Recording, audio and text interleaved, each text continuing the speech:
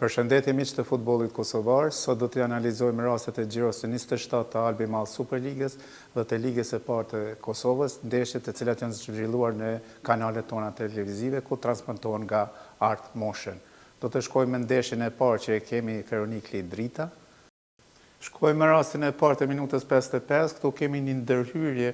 të lojtarit Feronikli në lojtarin e Dritës Krasniqi, është këmba ngritur jashtë çot takat. Kemi pa me tjera që mund të shkaktoj është ndërhyrje serioze që mund t'ja cënoj shëndetin lojtarit, jashtë ka është ndërhyrje frontale, këmba është e gjatë, takat e ngritura, këmba ngritur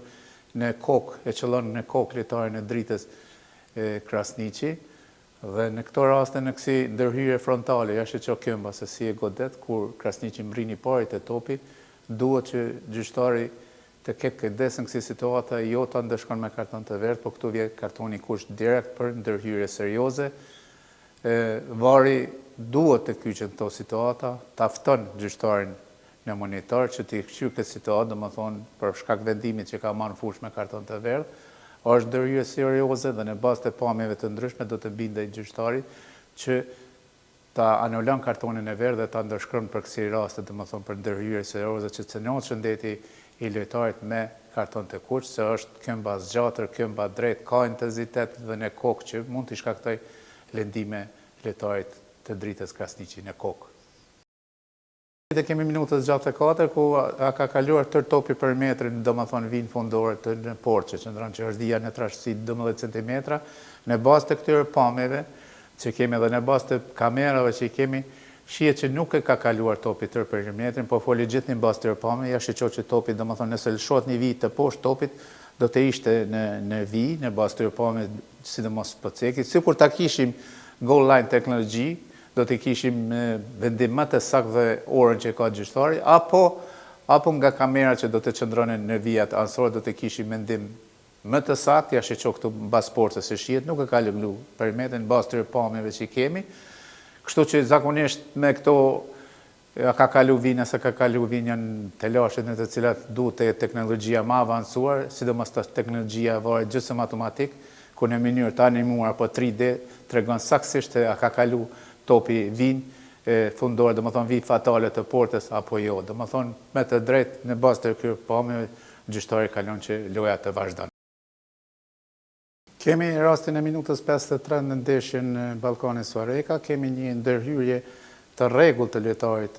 të Ballkanit, ja shqyqo ndërhyrje në top, ja shqyqo si kemi pamjet të kamerës 16 metrit, domethënë djathtas.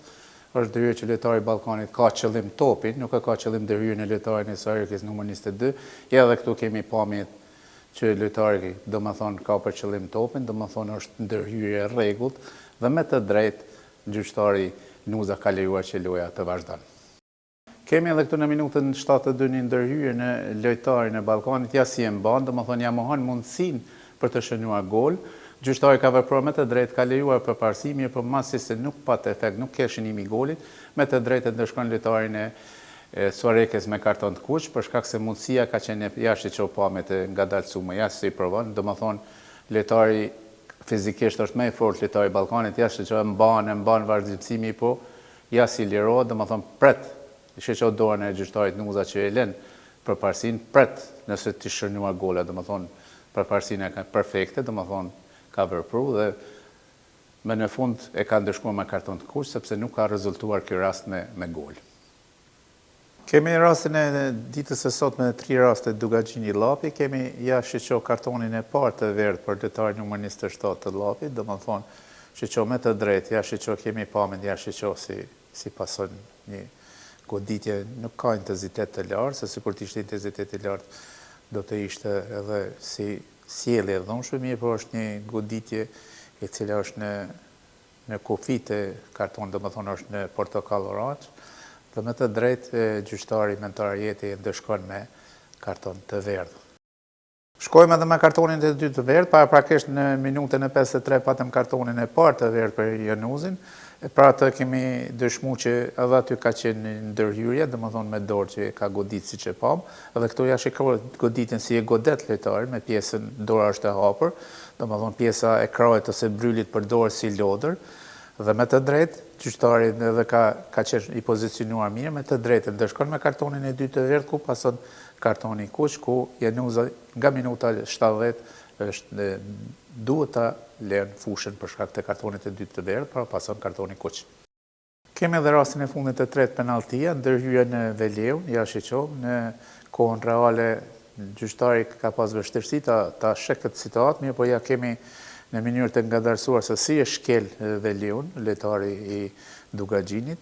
dhe me të drejtë vendimin në fushë nuk e ka marrë për penallti, mirë po me rishqeqimin e VAR, me sugjerimin e VAR-it që këto pamje që ka fakt, domethënë është shkelje e këmbës, ka marrë vendim gjyqtari vendim të drejtë me ndimin e VAR-it për penallti. Kemi edhe gjirën e 21 të Raiffeisen Ligës parë, grupit A, rastin kemi për penallti për Drenicën, jashtë që se si lojtari i Lirisë ngrit këmbën, pengon lojtarin me numër 21 që të avansohet të del në pozitë të mirë për të shënuar, dhe kështu gjyqtari nuk ka marrë vendimin e fushë për penallti, mirë po me sugjerimin e VAR-it, ku ka pas fakt që ka qenë ndërhyrja, domethënë shihet se si është ndërhyrja lojtarit me numër 3 të Lirisë, dhe me rishqeqimin e gjyqtarit në VAR, është bindur që është për penallti dhe ka marrë vendim për penallti për ekipin e Drenicës.